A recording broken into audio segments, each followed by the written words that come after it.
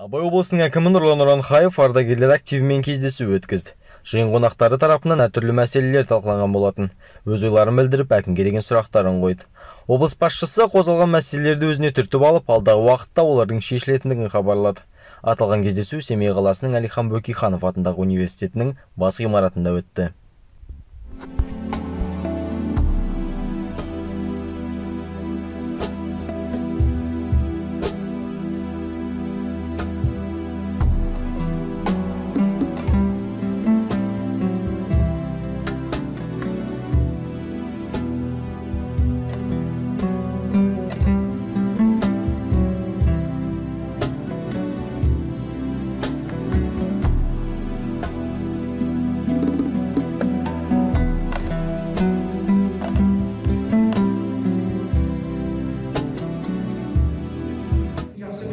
Мен оған толқынмай қой, мен өзім пікірімдеген айтайын деп отырмын.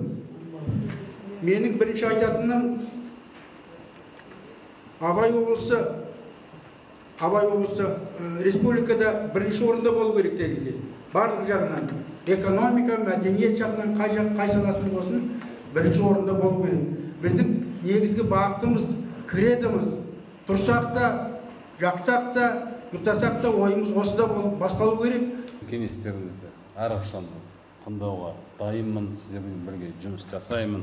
Жаңағында бастағанда мен айттым, сізден жақсы осы Семей қаласында, өңірінде, бүкіл облысыңызды білетін адам жоқ. Сондықтан сіздермен бірге ақылдаса, бірігіп жұмыс жасаймын. Көп рахмет сіздерге. Мен осындамын, Семейдемін, байланыстамын, телефонымды бәріңіз білесіз.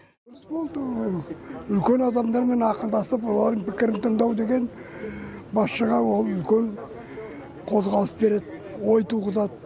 Жаңа тыңдадыңдар ғой, қанша әр саланың адамдары, проблема көп Семейде. Мына соңғы 15-20 жылда семейлігімен ғана Семей болып қалды. Семей өзінің тарихи дерегіменен өте бай қала. Ғылыми жағынан, тарихи жағынан өте бай қала. Абай атында облыс болды. Бұл шынын айтқанда Абай атында облыс болу деген үлкен қуаныш емес. Мұны енді біреулер былай түсіну мүмкін. Абай Семейдің ғана Абайы деп. Абай мұқым қазақтың, Абай мұқым түркі халқының Абайы. Абай республика лайық. Нәтиже болады деп ойлаймын. Өйткені мына әкім, бұрын келген әкімдер қазақша білмейтін әкімді көрдік. Қазақша білмейтін әкім Семейге әкім болып қалай істейді. Кездесу әрине. Үлкен Нұрлан Телманұлы бүгін Семейдің зиялы қауымын, ардагерлердің басын қосып бүгін бір кездесу өткізді. Кең, аясы кең болды кездесудің, және де қанша айтқанмен әгі қазынасы бар еді, қариясы бар еді, қазынасы бар дейді. Бұл кісілер өмір көрген, одан кейін көп халық тәрбиелеп жүрген азаматтар, қызмет атқарып жүрген азаматтар, әрине бәріміздің үлкен ойлар айтты.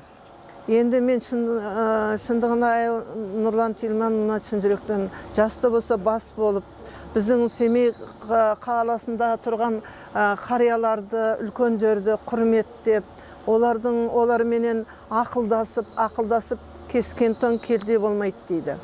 Сол басын біріктіріп отырған үшін шын жүректен алғысымды білдіремін. Бұл жақсы игі бастама болып отыр. Әркім әртүрлі ойлар тастады. Біз мынау Семейдің алдыңғы қатарлы абыздары, ағалары, аталарындай үлкен, солардан ақыл кеңес сұраудың өзі үлкен білгендік, үлкен болашаққа деген көзқарас. Сондықтан жұмыла көтерген жүк жеңіл дейді. Бәрін жастары атқарады, жарайды, атқаратын істі. Бірақ ақыл кеңес жағынан осындай қолдау жасап отыру, бұл үлкен алдыңғы қатар толқын ағалары менен аталарына парыз. Міне бүгін осындай бір үлкен мәселенің ортасына шығып отырмыз. Әрбір келген адамдар өздерінің ойларын, пікірлерін ортаға салып жатыр. Ақыл кеңестерін айтып беріп жатыр, тілектерін айтып жатыр. Мен де осы абыздарға, осы ардагерлерге қосыламын. Жиында жеке бастың емес, елдіктің мәселесі ғана көтерілді. Әкімнің де, аға-апаларымыздың да тілегі ортақ. Абай облысының болашағының жарқын болуы. Ерім деген ел болмаса, елім деген ер қайдан туады? Ақсақалдар ел басқаруға келген өз перзенттерінің жұмысына сәт сапар тіледі.